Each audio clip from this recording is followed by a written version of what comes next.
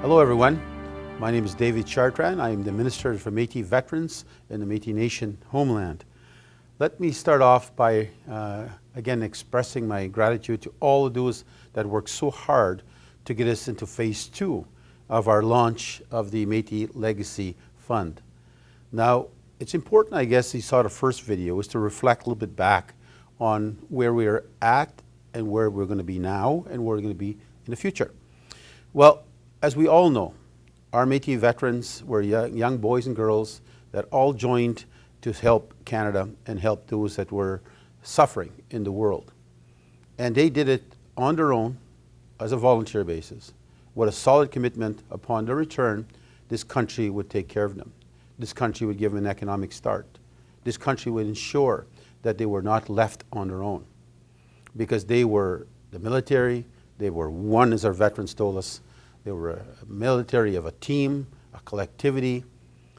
What they didn't realize is that when they left here in a prejudiced state this country was at against the Métis, they thought after they returned for years upon years that they were gone, that all that would be over. I'm sorry to say it wasn't. Upon the return, again, they were told to basically go back to your trap line, go back to where you come from, go back to your commercial fishing, whatever else you did before, at your families, go over there. And the promise to give them an economic start was gone. That was also the same for First Nations. So it has been a struggle for Indigenous people on this issue. So it's important to recognize now how far we've come. For 20 years we've lobbied, I've lobbied personally, and never given up on hope, I've ever given up on hope, that we would one day accomplish what was promised to us 75 years ago. And when we look back now and reflect upon the ongoing, I went through 4 prime ministers, and I did not give up. Our military, our veterans told me never to give up. I've seen so many of them cry, and some of them had me crying, as we've stood together, walked together, talked together about seeking justice. Well, my friends, we finally did 75 years later.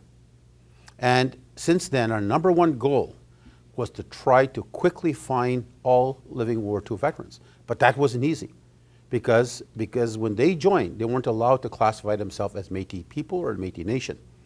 So there was no record of them. As you could quickly pick up a First Nation, they had a treaty card, and they were easy to access. They came from reserve. Our people were not allowed to classify themselves as Métis.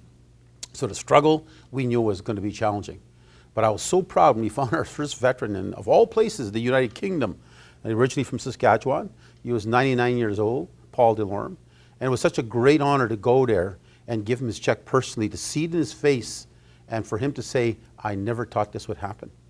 And it was so important for another factor. Some of the things that people may not realize is that the veterans' number one issue was this. They wanted an apology from this country. Why would they have done that to them? Why would they have abandoned them, yet those promises were made? And they were willing to give the ultimate sacrifice, their life. So one of the key issues for us was to get that apology. So we worked diligently, pushing that agenda very hard. And we finally got Canada in September to make an apology to all veterans and to the Métis Nation as a whole for failing the veterans, failing those that were willing to give their lives to protect our country, failing those families, and truly putting the Métis at risk.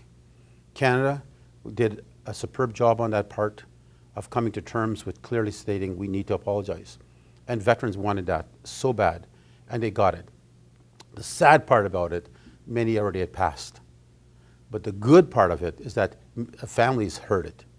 The children heard it, of the veterans. So we can now embellish on that time. We did get justice. It took us 75 years, but we never gave up. So now we're launching the second phase. This second phase is now the giving the checks first, $20,000 to the living veterans. So far we found only 23. Many, of course, have passed. So we know we're still searching. We're not going to give up. We understand he might be a 24th. So we're hoping, and if you know of any that could be in a personal care home, maybe their family is passed on, but if you know there's a Métis veteran sitting somewhere in your province or your community, contact us quickly, and I assure you we'll react within minutes, within hours, within days, to make sure we reach that veteran. But we knew that the matter of the family is a family. So we also started dealing with the spouses. Well, we had a time frame we had to deal with. So we stated that a veteran, if had passed on after January of 2016 forward, if the spouse is alive, the spouse would receive the $20,000.